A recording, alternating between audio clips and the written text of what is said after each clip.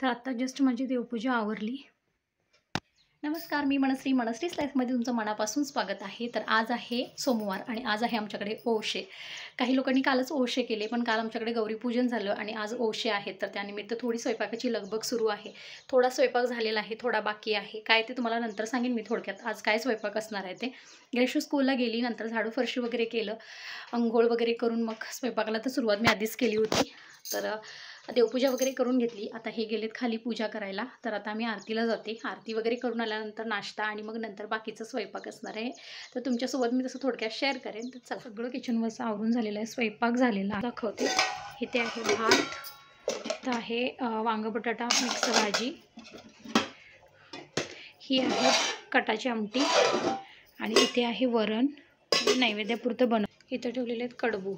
तर आता 12:40 झालेत. माझं सगळं आवरले घरातली कामं, फक्त मला स्वतःला रेडी व्हायचं आहे. बाकी सगळं झालं आहे. साडी घालायची आहे ओशे असल्यामुळे. आणि आता मी माझ्यासाठी कॉफी बनवते, कारण मला प्रचंड आता भूक लागले, कंट्रोल होत नाही भूक. सकाळपासून मी काहीच खाल्लेलं नाही आहे, फक्त चहा घेतला होता एकदा सकाळी, तो पण लवकर घेतला होता. सो आता भूक लागली. आणि आता आमच्याकडे ओशे असले की उपवास असतो, म्हणजे सगळ्यांकडे असेल मला माहिती नाही बाकीच्यांचं, पण आज उपवास आहे. तर ओशे पुजवल्यानंतरच उपवास सोडू शकतो. तर मी कॉफी घेते पहिला आणि स्वयंपाक तुम्हाला मी दाखवला. ऊन पाऊस असं वातावरण चालू आहे. सकाळी इतकी प्रचंड थंडी होती की अजिबात बाहेर जाऊ वाटत नव्हतं. तर आता मी कॉफी घेते आणि छान फ्रेश होते, चेंज करते, साडी वगैरे घालते आणि मग ओशाची जी काही तयारी असेल ती थोडक्यात तुमच्यासोबत शेअर करते. कारण ग्रेशू ही नाही आहे घरी, ती स्कूलला गेले आणि तिचे पप्पा जॉबला गेलेत. आमची पूर्ण मांडणी वगैरे झाल्यानंतर आम्ही त्यांना कॉल करतो, मग ते घरी येतात. फ्रेश होऊन मग आरती वगैरे करतो आम्ही. ते फ्रेश होतात, मग आरती वगैरे करतो आम्ही. त्याच्यानंतर नारळ वगैरे वाढवला जातो आणि मग सगळीकडे ओशे ठेवले जातात, नवऱ्याला ओसा दिला जातो. हे मी 1 वर्षाच्या आधी माझ्या ब्लॉगमध्ये दाखवलेलं आहे, पण आता हे प्रॉपर शूट करणं पॉसिबल होणार नाही, त्याच्यामुळे मी थोडक्यात दाखवण्याचा नक्की प्रयत्न करेन. तर चला त्याला आवरून घेते आणि मग व्हिडिओ कंटिन्यू करते. आणि मी आता कॉफी घेणार आहे, कारण खूप गरज आहे आता कॉफीची. तर असा आहे माझा लुक, साधा सिंपलच आहे. आर्टिफिशियल गजरा लावलेला आहे आणि अशी साडी घातलेली आहे. तर चला आता मी निघते. पटकन शूट घेणं पॉसिबल होणार नाही, कारण वेळ झाला, तर 1:15 वाजत आला आहे आणि पटकन आवरून घ्यायचं आहे. ग्रेशूसुद्धा नाही आहे, त्याच्यामुळे आता शूट घेणारं कोण नाही आहे आणि स्टँड वगैरे लावत बसेल आता अजिबात टाईम नाही आहे. तर पटकन मी आवरून घेते आणि नंतर थोडक्यात तुम्हाला दाखवण्याचा मी नक्की प्रयत्न करते. तर चला. ही हळदीची पानं स्वच्छ धुवून पुसून मी खाली ठेवून आली होती. बाकीची ही सगळी तयारी सासूबाईंनी करून ठेवलेली आहे. काकडी, केळी, त्याच्यानंतर सुपारी आणि साखर आहे ह्याच्यामध्ये. आणि इथं देठी पानंसुद्धा लागतात ओशे पुजवायला. आणि मी खाली येईपर्यंत रेडी होऊन सासूबाईंनी अर्धी तयारी करून ठेवली होती. त्याच्यानंतर मी जाऊन ओसे पुजवले. ह्याच्यावर फुलं घालायला मी विसरले, नंतर मी फुलं घातली आणि ते शूट घेतलं आहे की नाही पुढे माहिती नाही, पण याच्यावर एक एक फूल पण येतं. हळदी कुंकू लावलं जातं, त्याच्यानंतर हे सगळं एक एक ठेवलं जातं. तर अशी आहेत नैवेद्याची ताटं. हा आहे गणपतीचा नैवेद्य, हा आहे गौरीचा नैवेद्य, हा आहे आमच्या घरातल्या देवघरातला नैवेद्य, हा स्वामींचा नैवेद्य. इथे आहे पाठीमागे आमचं मंदिर आहे, त्या मंदिरामधला नैवेद्य. हा आहे तुळशीचा नैवेद्य खालच्या आणि हा आहे इथल्या तुळशीचा नैवेद्य. हळदी कुंकू लावायचं फक्त बाकी आहे पानांना. हे घेऊन गेलेले आहेत. आता फक्त एक ताट आहे इथं शिल्लक तुळशीचा नैवेद्य, तो मी घेऊन जाते आता खाली. स्वामींजवळ नैवेद्य ठेवला आहे, बाहेर तुळशीला नैवेद्य दाखवला आहे. तर चला पटकन निघते मी खाली जायला, कारण 2 वाजलेत. 2ला 10 मिनटं कमी आहेत, 10 मिनटं पुढे येते घड्याळ. तर पटकन निघते आणि मग आरती वगैरे करतो. आरती करतानाचा काही व्हिडिओ शूट करणार नाही मी, तर झाल्यानंतर थोडंफार शूट घेईन, तर ते तुम्हाला मी दाखवतेच व्हिडिओमध्ये तसं. चला वेळ झाला आहे. नैवेद्याची ताटं आणून जागेवर ठेवून दिली. त्याच्यानंतर ही मांडणी तुम्हाला मी मगाशीच दाखवलेली होती. ग्रेशूचे पप्पा आले फ्रेश झाल्याने, आरती करायला खाली गेलो. तर याच्यावर फुलं घालायची राहिली, मी म्हणत होती तर हे बघा फुलंसुद्धा घातलेले तिथं.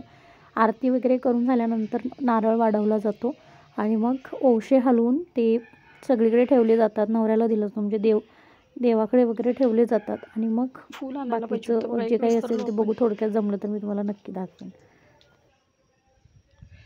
माचीस कप आणलाय की तुम्ही?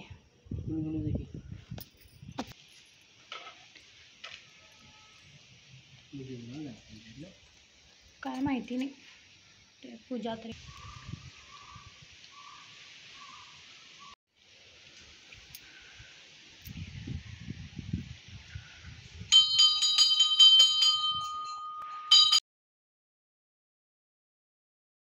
आरती वगैरे करून घेतली आणि नारळ वगैरे वाढवला गेला आणि त्याच्यानंतर मग आम्ही पाठीमागे आमचं जे मंदिर आहे महादेवचं तिथं गेलो.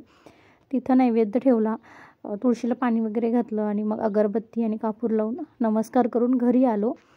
आमच्या घरात काही कार्यक्रम असेल किंवा सणवाराच्या दिवशी आम्ही नेहमी मंदिरात जातो नैवेद्य ठेवायला. हे तुम्ही बऱ्याच वेळा माझ्या व्हिडिओमध्ये बघितलं. आणि त्याच्यानंतर घरी येऊन मग असा प्रत्येक ओसा हलवला जातो आणि मग त्याच्यानंतर देवाजवळ, परत घरातल्या मोठ्यांना आणि देवघरात गणपतीजवळ असं पहिला ओसे ठेवले जातात आणि मग नंतर नवऱ्याला ओसा दिला जातो आणि मग 5 गणपतीजवळ ओसे ठेवले जातात. तर हे सगळं करून मी नंतर पुढे ओसे ठेवायला गेली होती, जी तुम्हाला पुढे व्हिडिओमध्ये दिसेलच.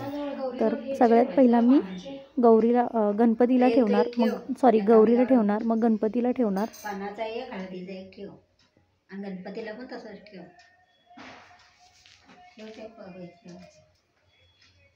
इकडे समोर इकडे जागा, इकडे ठेव गणपतीचं. इथं ठेव, इथं या बाजूला.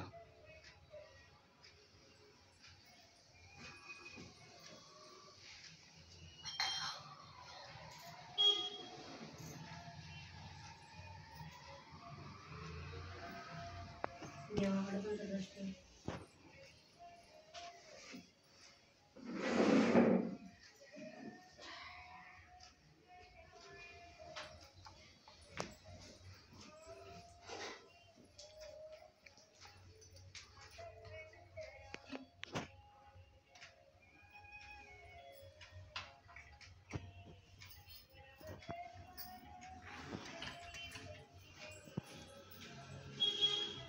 वरती कसं ठेवायचं? ठेव की पानाच्या अड्याचं.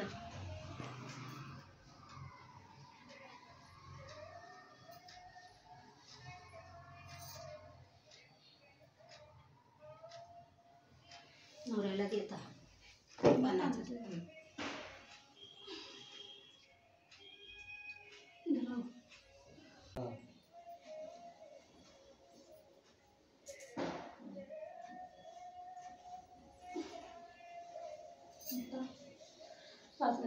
ताटात घेऊन ठेवली किती.